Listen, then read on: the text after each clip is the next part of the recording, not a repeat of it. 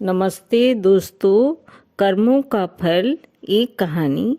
बेटा बनकर, बेटी बनकर, दामाद बनकर और बहू बनकर कौन आता है जिसका तुम्हारे साथ कर्मों का लेना देना होता है। लेना देना ना होगा तो नहीं आएगा। एक फौजी था, उसके माँ नहीं, बाप नहीं, शादी नहीं, बच्चे नहीं, भाई नहीं, बहन नहीं, अकेला ही कमा कमा के फौज में जमा करता जा रहा था।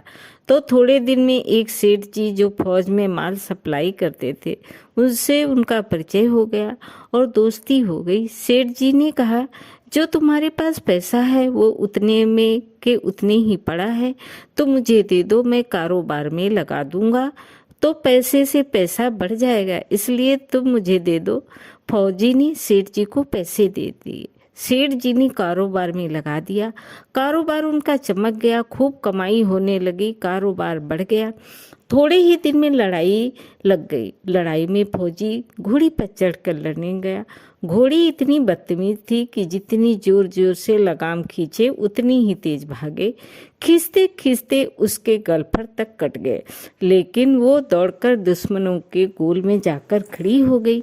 दुश्मनों ने वार किया, फौजी भी मर गया, घोड़ी भी मर गई। अब सेठ जी को मालूम हुआ कि फौजी मर गया तो सेठ जी बहुत खुश हुए कि उसका कोई वारिस तो है नहीं। अब ये पैसा देना किसको? अब मेरे पास पैसा भी हो गया, कारोबार भी चमक गया, लेने वाला भी नहीं रहा। तो सेठ जी बहुत खुश हुए। तब कुछ ही दिन के बाद सेठ के घर में लड़का पैदा हो गया। अब सेठ जी और खुश कि भगवान की बड़ी दया है, खूब पैसा हो गया, कारोबार भी हो गया, लड़का भी हो गया, लेने वाला भी मर गया। सेठ जी बहुत खुश। वो लड़का होशियार है, पढ़ने में समझदार था। सेठ जी ने उसे पढ़ाया लिखाया। जब वो पढ़ लिख कर बड़ा हो गया तो सोचा कि अब ये कारोबार संभाल लेगा, चलो अब इसकी शादी कर दे। शादी करते ही घर में आ गई बहू रानी, दुल्हन आ गई। अब उसने सोचा कि चलो बच्चे की शादी हो गई, अब कारोबार संभालेगा। लेकिन कुछ दिन में बच्चे की तबीयत खराब हो गई। अब सेठ जी डॉक्टर के पास, हकीम के पास, वैद्य के पास दौड़ रहे हैं। वैद्य जी जो दे रहे हैं दवा खिला रहे हैं और दवा असर नहीं कर रही।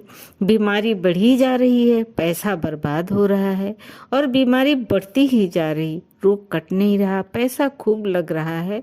अब अंत में डॉक्टर ने कह दिया कि लाइलाज मर्ज हो गया, इसको अब असाध्य रोग हो गया है, ये बच्चा 2 दिन में मर जाएगा। डॉक्टरों ने के जवाब देने पर सेठ जी निराश होकर बच्चे को लेकर रोते हुए आ रहे थे। रास्ते में एक आदमी मिला। कहा, अरे सेठ जी क्या हुआ, बहुत दुखी लग रहे हो। सेठ जी ने कहा, ये बच्चा जवान था, हमने सोचा बुढ़ापे में मदद करेगा, अब ये बीमार हो गया है, शादी होते ही हमने इसके लिए खूब पैसा लगा दिया, जिसने जितना मांगा उतना दिया, लेकिन आज डॉक्टरों ने जवाब दे दिया अब बचेगा नहीं, असाध्य रोग हो गया, लाइलाज मर्ज है, अब ले जाओ घर, 2 दिन में मर जाएगा। आदमी ने कहा, अरे सेठ तुम क्यों दिल छोटा कर रहे हो, मेरे पड़ोस में वैद्य जी दवा देते हैं, 2 आने की पुड़िया खाकर मुर्दा भी खड़ा हो जाता है, जल्दी से तुम वैद्य जी की दवा ले आओ। सेठ जी दौड़ गए, 2 आने की पुड़िया ले आए और पैसे दे दिए। पुड़िया ले आए, बच्चे को खिलाई, बच्चा पुड़िया खाते ही मर गया। बच्चा मर गया। अब सेठ जी रो रहे हैं, सेठानी भी रो रही है, घर में बहू रानी और पूरा गांव भी रो रहा है। गांव में शोर मच गया कि बहू रानी सेठ की कमर जवानी में टूट गई, सब लोग रो रहे हैं। तब तक एक महात्मा जी आए। उन्होंने कहा, भाई क्यों रोना धोना? लोग बोले इस सेठ का एक जवान लड़का था, वो मर गया, इसलिए ये लोग रो रहे हैं, सब दुखी हो रहे हैं। महात्मा बोले, सेठ जी रोना क्यों? सेठ महाराजा, जिसका जवान बेटा मर जाए वो रोएगा नहीं तो क्या करेगा? महात्मा, तो आपको क्यों रोना? सेठ, मेरा बेटा मरा तो मैं किसको रोना? महात्मा, और उस दिन तो आप बड़े खुश थे। सेठ, किस दिन? महात्मा, फौजी ने जिस दिन पैसा दिया था। सेठ, हाँ, कारोबार के लिए पैसा मिला तो खुशी तो थी, महात्मा, और उस दिन तो आपकी खुशी का ठिकाना ही ना था। सेठ किस दिन? महात्मा, अरे जिस दिन फौजी मर गया सोचा कि अब तो पैसा भी नहीं देना पड़ेगा, माल बहुत हो गया, कारोबार खूब चमका, अब देना भी नहीं पड़ेगा, बहुत खुश थे। सेठ, हाँ महाराज, खुश तो था। महात्मा, उस दिन तो आपकी खुशी का ठिकाना ही ना था, पता नहीं कितनी मिठाई बट गई। सेठ किस दिन? महात्मा, अरे जिस दिन लड़का पैदा हुआ था। सेठ, महाराज लड़का पैदा होता है तो सब खुश होते हैं, मैं भी हो गया तो क्या बात है। महात्मा, उस दिन तो खुशी से आपके पैर जमीन पर नहीं पड़ रहे थे। सेठ किस दिन?